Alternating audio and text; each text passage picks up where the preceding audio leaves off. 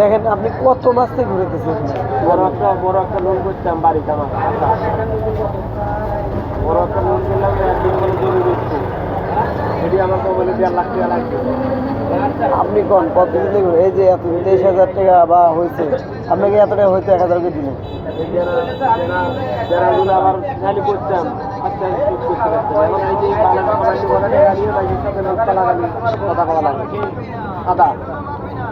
এখন কি করবেন ভাই কোন, আপনি মানে আমার আর ভাই পারতেছি না ভাই, অনেকদিন সময় দিলাম, অনেক মাস অনেক সময় হয়ে গেছে না ভাই, আমার টাকা লাগবে, কেমনে দিবেন কিভাবে দিবেন আপনি দেখতে হবে বুঝছেন, কিন্তু আমার টাকা লাগবে, এটা লাগবে।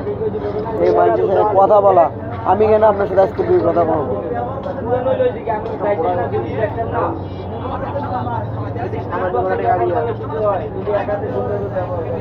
আপনার কাছে তো সামান্য ভাই, আমার কাছে অনেক কিছু, কিন্তু আমার কাছে নাই।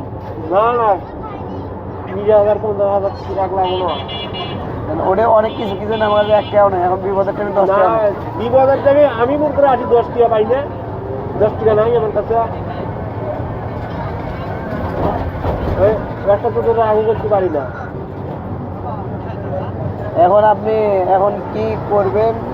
এই যে আমি যাই, আমি কি করবো, আমি কয় টাকা দিব বোনাস ভাঙতিটা ধরবে?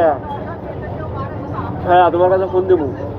অনেক আগে কইছিলেন না, কইছিলেন কিনা দিছিল? কইছিলাম আমি হিসাব করছিলাম একবারে টাকাটা দেবো, ওই টাকা আমার হবার কথা মানে হয়েছিও, টাকাটা একবারে দেবো তোমার, কম বেশি করি। সেটার সিস্টেম ছিল, পাইছি কি আমি এখন বাইরে আমি আরো জনে যাই 20 দিন পরে এলাম।